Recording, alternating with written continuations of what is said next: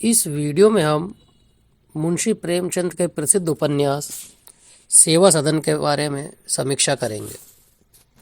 सेवा सदन मुंशी प्रेमचंद का एक सामाजिक उपन्यास है जो नायिका सुमन के माध्यम से भारतीय समाज की रूढ़ियों, खासकर स्त्री की दयनीय स्थिति, दहेज प्रथा, बाल विवाह और मध्यम वर्गीय आडंबरों को उजागर करता है। सुमन गरीबी और पति के दुर्व्यवहार से तंग आकर वेश्यालय जाती है, लेकिन अंततः उसे अपनी भूल का एहसास होता है और वह सेवा सदन में अवैध बच्चों की शिक्षा में अपना जीवन समर्पित कर देती है, जो नारी के संघर्ष और आत्म सुधार की प्रेरणा देता है। कहानी के यदि सारांश की हम बात करें तो सुमन एक मध्यम वर्गीय परिवार की लड़की है, जिसका विवाह दरोगा गजाधर प्रसाद से होता है, जो अमीर होने का ढोंग करता है, लेकिन वास्तव में होता कंजूस है और असभ्य होता है। गजाधर सुमन को सुख सुविधाएं नहीं देता है, बल्कि उसके साथ अभद्रता करता है, निर्दयता करता है और उसे परेशान करता है। वह उसे नीचा दिखाता रहता है, जिससे सुमन का जीवन कष्ट में हो जाता है और वो परेशान होने लगती है।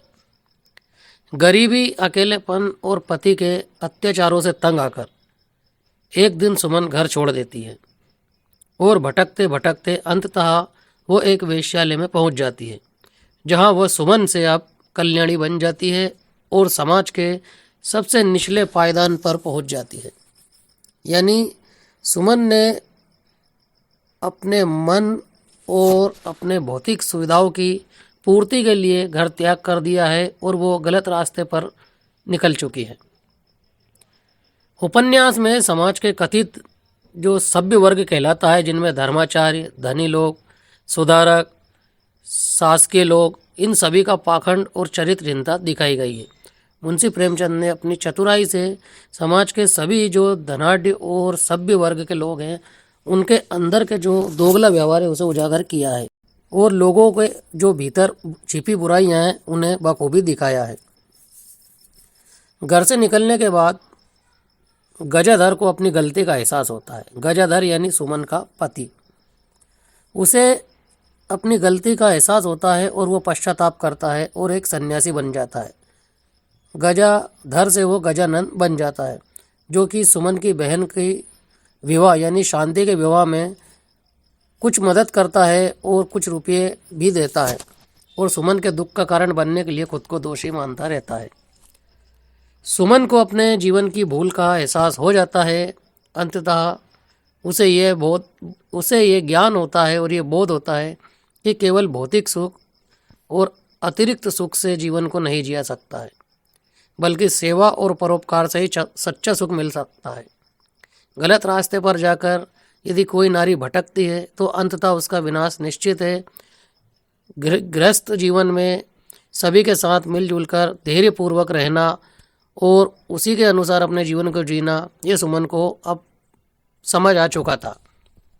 वो वेश्यालय से निकलकर सेवा सदन नामक एक संस्था से जुड़ जाती है, जहां वह अवैध बच्चों और उपेक्षित महिलाओं को शिक्षा और आश्रय देती है, उनकी सेवा करती है और उनकी देखरेख करती है और अपना जीवन दूसरों की सेवा में समर्पित कर देती है।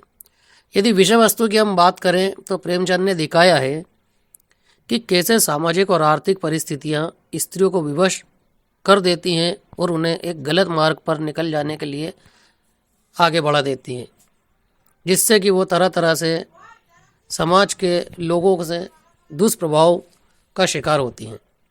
सामाजिक कुरीतियाँ भी इस उपन्यास में दिखाई गई है, जहाँ दहेज प्रथा है, बाल विवाह है, आडंबर है, नैतिक पतन जैसी बुराइयां को भी मुंशी प्रेमचंद ने इस उपन्यास में दिखाया है। मनुष्य का दोहरा चरित्र भी इस उपन्यास के अंतर्गत आपको देखने को मिलेगा कि ऊपर से लोग होते क्या हैं और अंदर से रहते क्या हैं। सुमन के माध्यम से इस उपन्यास के द्वारा ये संदेश दिया गया है कि गलतियों के बाद भी व्यक्ति सेवा और त्याग से नए जीवन की शुरुआत कर सकता है और जीवन में आगे बढ़कर फिर से एक नई उम्मीद और आशा के साथ एक नई मंजिल की तरफ बढ़ सकता है। वीडियो में अभी इतना ही। यदि इस उपन्यास को आप पूरा ही पढ़ना चाहते हैं या इसको एक एक कड़ी को जानना समझना चाहते हैं तो इसे आप जरूर पढ़िए। उपन्यास हमेशा जो मुंशी प्रेमचंद का वो प्रेरणादायक है, लोगों को मार्गदर्शन देता रहता है।